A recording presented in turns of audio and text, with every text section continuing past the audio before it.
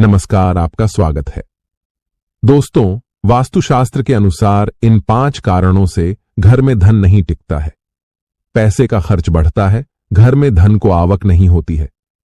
वास्तुशास्त्र में अनेक प्रकार के वास्तु दोषों का वर्णन किया गया है। कई बार हमारी कुछ गलतियों के कारण घर में वास्तु दोष निर्माण होते हैं। इन्हीं वास्तु दोषों के कारण घर में क्लेश, धन की हानि होने लगती है। आमतौर पर लोग इन वास्तु दोषों पर ध्यान नहीं देते हैं, लेकिन घर की सारी समस्याओं की जड़ ये वास्तु दोष ही होते हैं। इसीलिए हमें इन वास्तु दोषों को सबसे पहले दूर करना चाहिए। वास्तुशास्त्र के अनुसार हमारे घर के अंदर सकारात्मक और नकारात्मक दोनों प्रकार की ऊर्जा होती है। अगर नकारात्मक ऊर्जा अधिक होती है तो इसके पीछे वास्तु दोष कारणीभूत होते हैं। इसके साथ ही हमें घर में कुछ चीजों को कभी नहीं रखना चाहिए। कुछ चीजें ऐसी भी होती है जिनसे नकारात्मक ऊर्जा उत्सर्जित होती रहती है। वास्तुशास्त्र में इन वस्तुओं को घर में रखने से साफ मना किया गया है, लेकिन कई लोग जाने अनजाने में इन चीजों को अपने घर में रखते हैं, जो को बहुत गलत होता है। आज के इस वीडियो में हम आपको बहुत ही महत्वपूर्ण जानकारी बताने वाले हैं, जिसे आप सभी को ध्यान से सुनना चाहिए। तो चलिए दोस्तों, जान लेते हैं वह कौन सी चीजें हैं और कौन से वास्तु दोष है जिनसे घर में धन की हानि होती है। दोस्तों, अगर आप इस चैनल पर नए हैं तो इसे सब्सक्राइब जरूर करें, साथ ही वीडियो को लाइक जरूर कर देना। सबसे पहला दोष है दक्षिण दिशा की तरफ मुख्य द्वार का होना। दोस्तों, वास्तुशास्त्र के अनुसार घर का मुख्य द्वार कभी दक्षिण दिशा में नहीं होना चाहिए। दक्षिण में द्वार होने से घर के मुखिया की कभी उन्नति नहीं होती है। घर में सदैव दुख और दरिद्रता छाई रहती है। धन का खर्च अधिक होता है। परिवार में बार बार लड़ाई झगड़े होते रहते हैं। इसीलिए दक्षिण दिशा में कभी द्वार नहीं होना चाहिए।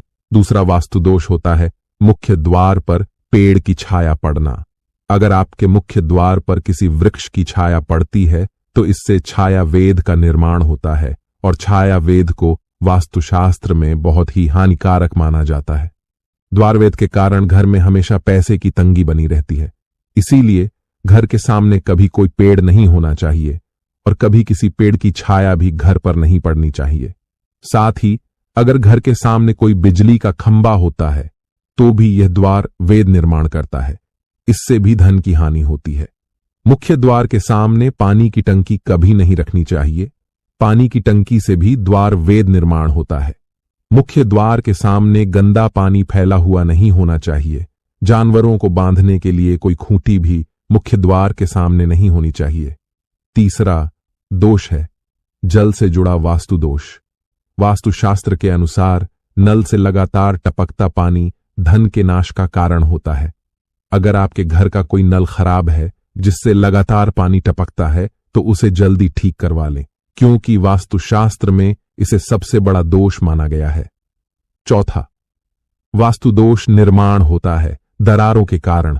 अगर घर की दीवारों पर दरारें हैं अथवा दरवाजों में भी दरारें दिखाई देती हैं तो इन दरारों के कारण भी दोष निर्माण होते हैं। वास्तुशास्त्र के अनुसार घर में किसी भी प्रकार की दरारें अथवा छेद नहीं होने चाहिए। दरारें नकारात्मक ऊर्जा निर्माण करती है। साथ ही मुख्य द्वार को खोलते अथवा बंद करते समय आवाज नहीं आनी चाहिए। इससे स्वरवेद निर्माण होता है। स्वरवेद के कारण घर में क्लेश बढ़ता है। और पांचवा दोष है घर की दहलीज से जुड़ा। अगर घर के मुख्य द्वार पर दहलीज नहीं होती है तो ऐसे घर में कभी निवास नहीं करना चाहिए।